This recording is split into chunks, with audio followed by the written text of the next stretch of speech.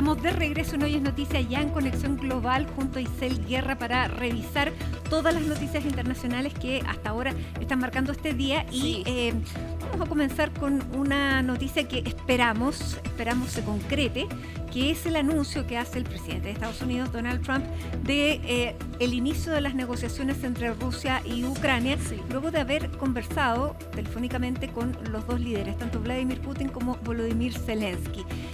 Cuéntanos, Isel, ¿qué podemos creer de todo lo que dice el presidente Donald Trump?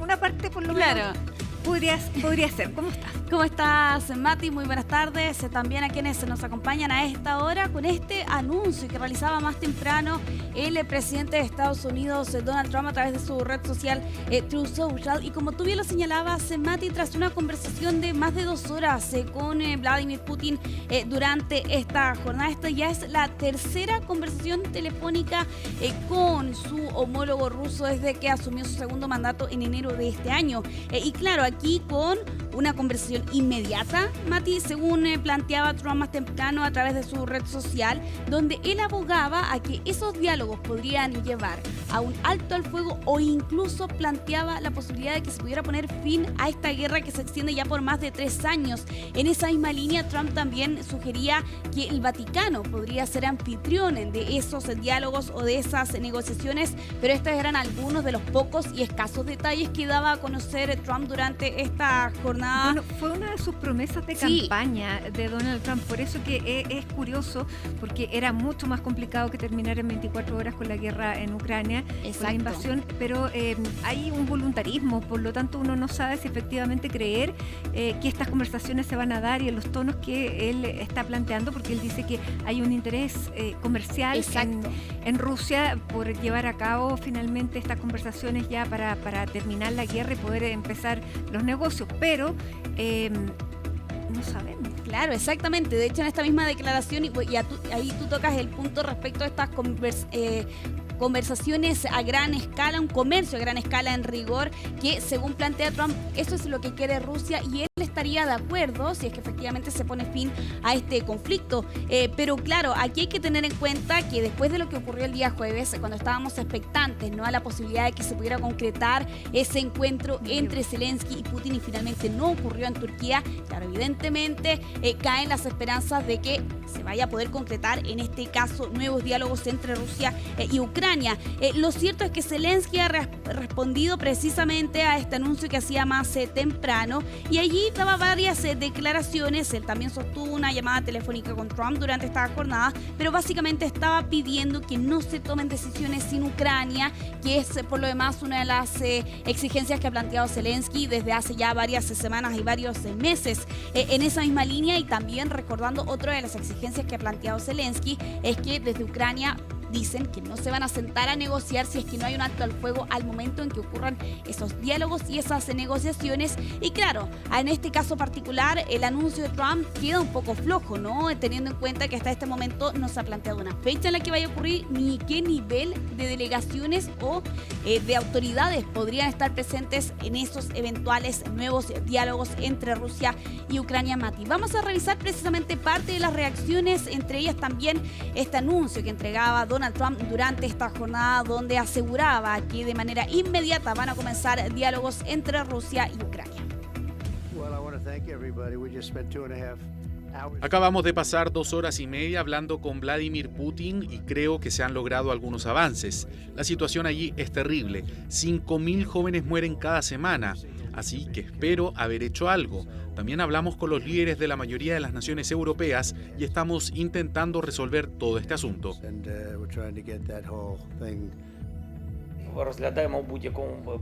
Estamos considerando la posibilidad de volver a reunirnos en cualquier caso con todos los equipos. Nos gustaría que fuera de alto nivel. Estados Unidos, Ucrania, Rusia y países europeos, representantes de los países mencionados y Reino Unido. Dicha reunión podría tener lugar en Turquía, el Vaticano o Suiza. Han sido horas bastante noticiosas. Sin ir más lejos, el día de ayer por la tarde-noche conocíamos respecto del estado de salud del expresidente de Estados Unidos, Joe Biden, quien informaba a través de un comunicado que había sido diagnosticado con un agresivo cáncer de próstata en una puntuación de Gleason de 9, que es una de las más altas dentro de esta escala, y donde además planteaban desde su oficina estaba enfrentando una metástasis a los huesos. Todo esto cuando durante esta jornada también publicaba a través de su red social una fotografía, que de hecho es la que estamos viendo ahí en imagen, acompañado de la ex primera dama Jill Biden y también del gato de ambos, y allí con un mensaje, con una frase, Mati: el cáncer nos toca a todos. Jill y yo hemos aprendido que somos más fuertes en los lugares rotos, teniendo en cuenta además que Biden enfrentó la muerte de su hijo Bob por un tumor cerebral hace algunos años atrás. Y de su esposa y su hija cuando él comenzaba su vida política. Exactamente, sí, bastante dramática también la situación y el historial que ha tenido que atravesar Joe Biden en estas últimas décadas. Todos los detalles además de este anuncio lamentable que conocíamos el día de ayer los vamos a revisar en profundidad con este contacto con Gustavo Valdés desde Estados Unidos.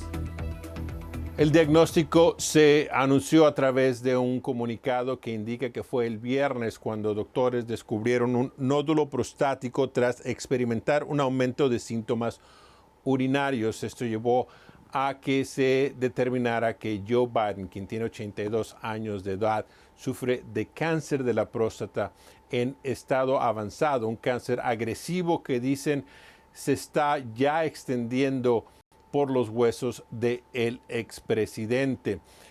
Hasta ahora la familia dice que están revisando sus opciones y no han decidido en el tratamiento que irán a seguir.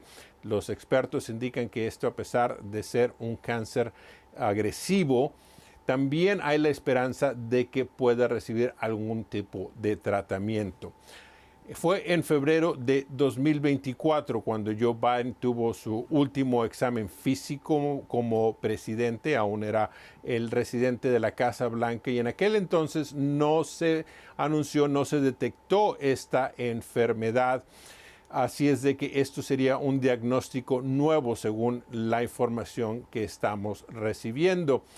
Esto ha generado una serie de reacciones tanto de aliados, amigos como adversarios políticos. El presidente Donald Trump envió un mensaje solidario con su contrincante político, de la misma manera que lo hicieron su esposa Melania y su hijo Donald Trump Jr., y una serie de republicanos que expresaron su apoyo por el expresidente, obviamente desde Barack Obama a Kamala Harris, los demócratas también, deseando que el expresidente Joe Biden tenga una rápida recuperación, resaltando el trabajo que él durante su vida política, especialmente en los últimos años, se enfocó en el tratamiento del cáncer, dado que uno de sus hijos falleció a consecuencia de esta enfermedad. Ahora, el anuncio se genera al final de una semana en la que Joe Biden fue el centro de encabezados por la publicación de un libro coescrito por nuestro compañero Jake Tapper, que indica que en los últimos años de su presidencia, especialmente cercano a la contienda electoral del 2024, sus allegados en la Casa Blanca, sus allegados familiares y políticos, trataron de evitar que el mundo supiera la condición física, mental del expresidente, que escondieron la disminución de habilidad mental, incluso según el libro, especulando que el presidente Joe Biden en su momento tendría que utilizar una silla de ruedas si ganaba la reelección. Joe Biden y su esposa Jill estuvieron en un programa de televisión la semana pasada defendiendo su legado, defendiendo sus acciones. Esta sería la última presentación pública del expresidente, quien ha mantenido un perfil muy bajo desde que dejó la Casa Blanca, a excepción de comentarios recientes criticando las políticas de Donald Trump. Así es de que este anuncio el domingo ciertamente cambia la conversación al respecto del expresidente y enfoca el mensaje en la salud del presidente y no en la especulación de su legado. Gustavo Valdés, CNN, Atlanta. Bueno, un libro bien polémico del que ya se ha hablado en los últimos días, donde decían incluso que grababan videos en cámara lenta para que no se notara las dificultades que tenía para desplazarse Joe Biden. A ese extremo se llegó en su círculo más personal. Sí, incluso dentro de este libro escrito por Jake Tapper, ¿no? Precisamente plantea que se discutió incluso poner al presidente estadounidense en una silla de ruedas para que continuara precisamente su mandato. Todo esto en medio de la carrera electoral en la que finalmente desiste Biden tras su participación en este debate contra el entonces candidato republicano Donald Trump. A esto además se suma otra información o otro punto de vista durante esta jornada y proviene precisamente del hijo de Donald Trump, Donald Trump Jr., quien sugiere que Biden ocultó precisamente este diagnóstico de cáncer durante los últimos meses de su mandato. Pero aquí lo hace sin entregar mayores pruebas, Mati, pero cuestiona que cómo esta enfermedad pudo haber avanzado tanto sin haber sido diagnosticada, y ella es donde sugiere que supuestamente Biden ya contaba con este diagnóstico cuando él aún era el presidente de Estados Unidos. Y bueno, esto a raíz de una tweet, de otra respuesta de un médico y fundador de una firma biotecnológica, que también sin aportar ninguna prueba, se pregunta incluso si este deterioro cognitivo, del que se habla también en este libro, era un efecto secundario del tratamiento contra el cáncer de próstata. Bueno, ambas posturas que por lo demás, Mati, no entregan mayores pruebas más que cimentar de todas formas las dudas respecto del estado de salud real de Biden en los últimos meses, y ahora lamentablemente con esta información que conocemos el día de ayer de que está atravesando un diagnóstico de cáncer de próstata con metástasis también allí en los huesos. Vamos a quedar pendientes, Mati, por cierto, respecto de nuevas actualizaciones que puedan llegar desde Estados Unidos con el estado de salud del ex presidente de Estados Unidos, Joe Biden, pero nos vamos hasta Israel, particularmente a la franja de Gaza, precisamente ante los anuncios que ha realizado el gobierno de Benjamín Netanyahu en esta jornada, donde promete tomar el control del enclave palestino, apuntando aquí una nueva zona de combate, donde ya en estas últimas horas se han registrado decenas de muertes. Esto cuando en paralelo también Netanyahu ha reanudado el ingreso de ayuda, al menos desde el día de ayer por la noche, para lo que asegura él es evitar la crisis de hambruna. Todo esto en medio de la presión internacional, teniendo en cuenta que los últimos 2 meses estuvieron cerrados los ingresos para los camiones con ayuda humanitaria, aunque ojo aquí también respecto de esta reapertura y con la posibilidad de que puedan ingresar camiones. Al menos en estas últimas horas se apuntaba que apenas 9 camiones han podido ingresar, que eso es el 2% de lo que antes del inicio de la guerra podían entrar precisamente al enclave palestino. Todo esto además en medio de nuevos bombardeos que se han registrado durante este fin de semana, Mati, ya con una cifra de víctimas que supera las 53.400 muertes en todo lo que va de este conflicto, y con varios países occidentales que han aumentado la presión en estas últimas horas. Francia, Reino Unido, Canadá apuntan a que esta expansión es desproporcionada, Mati, esto en medio del aumento de la intensidad del fuego en estas últimas horas. Absolutamente, se estaba incluso pidiendo que se desalojara la zona para realizar un bombardeo ya a gran nivel. Sí, es lamentablemente la situación sumamente compleja y llama bastante la atención, teniendo en cuenta que ya, y lo vemos en las imágenes, la destrucción es prácticamente generalizada. Estamos hablando del 90% prácticamente de ese territorio que ha quedado en el suelo producto de este conflicto, y lamentablemente sin opciones reales, al menos hasta este momento, de que pueda nuevamente retomarse no el plan de 3 fases que pueda precisamente conseguir un alto al fuego en esta zona. Hoy más temprano, Benjamín Netanyahu, el primer ministro de Israel, entregaba declaraciones respecto a la situación en la franja de Gaza. Vamos a revisarlos. Llegar a una situación en la que tengamos una zona totalmente controlada por las fuerzas de defensa de Israel y toda la población civil de Gaza pueda llegar ahí y recibir la ayuda, mientras que Hamás no reciba nada. Esto forma parte de la derrota de Hamás, en paralelo con la tremenda presión militar, nuestra entrada masiva para prácticamente tomar el control de toda Gaza y privar a Hamás de toda capacidad de saquear la ayuda humanitaria. Este es el plan de guerra y victoria. Hay combates intensos y enormes, y nos acercamos. Vamos a controlar toda la franja de Gaza. Eso es lo que vamos a hacer. Ahí está la promesa de Netanyahu. Vamos a avanzar en conexión global, vamos a irnos de regreso hasta América del Norte, y esto debido, lamentablemente, a estas imágenes se daban la vuelta al mundo este fin de semana con México, que está de luto tras este accidente de este buque de entrenamiento en Nueva York que impactó precisamente contra el puente de Brooklyn el pasado día sábado por la noche. 2 víctimas fatales, lamentablemente, así como también decenas de personas heridas. Exacto. Sí, se trata de América Sánchez, una cadete de 20 años, y Adal Jair Maldonado, de 23, que también estaba presentemente en este buque de instrucción que se dirigía por lo demás hasta Islandia, pero que lamentablemente, por causas que todavía se investigan, comenzó a navegar en la dirección contraria, aparentemente arrastrado por la corriente. Bueno, accidentes.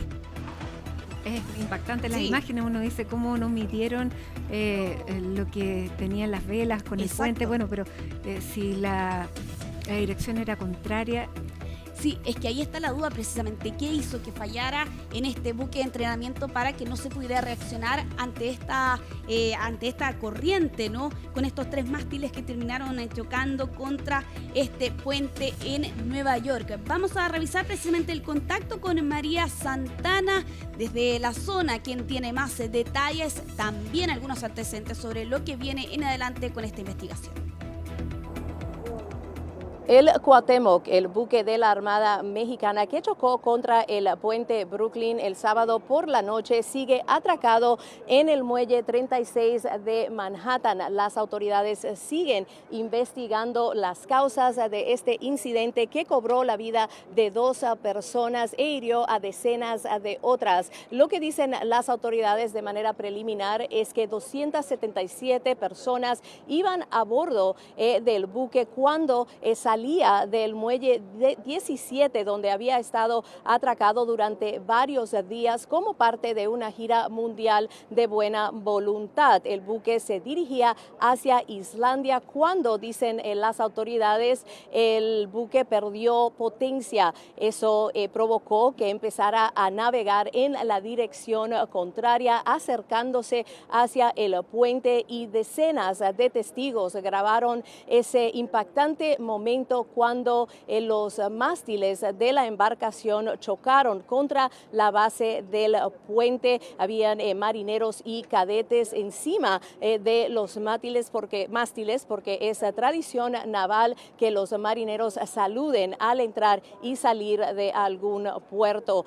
Dice la presidenta de México, Claudia Sheinbaum, que las 2 víctimas son un marinero y una cadete. Ellos fueron identificados por sus comunidades. La primera víctima es un marinero, Adal Jair Maldonado Marcos, y otra de las víctimas mortales fue identificada como América Yamilet Sánchez. Su familia se reunió en Veracruz el domingo por la noche para honrar a esta joven y piden una investigación a fondo sobre lo que sucedió. La Junta de Seguridad Nacional en el transporte, la Guardia Costera, también el gobierno de México están liderando la investigación. Se espera una actualización por parte de la Junta Nacional de Seguridad en el Transporte el lunes por la tarde, y dicen las autoridades que como prioridad quieren mover el buque, trasladarlo a un lugar seguro para repararlo para que pueda regresar a México. María Santana, Nueva York. Bueno, continuamos conexión global con las siguientes informaciones, particularmente la invitación que le ha entregado J.D. Vance, en nombre, por cierto, del presidente de Estados Unidos, Donald Trump, al Papa León XIV para que visite la Casa Blanca. Todo esto no puedo dejar de recordar esa imagen de J.D. Vance con J.D. Vance y el Papa Francisco, que fue la última reunión. Bueno, ahí está. Sí, exacto. Exactamente, sí, por lo demás con esta imagen de el vicepresidente de Estados Unidos durante esta jornada, en medio de esta reunión. Que fue quien asistió a la misa de inauguración del pontificado y no asistió Donald Trump.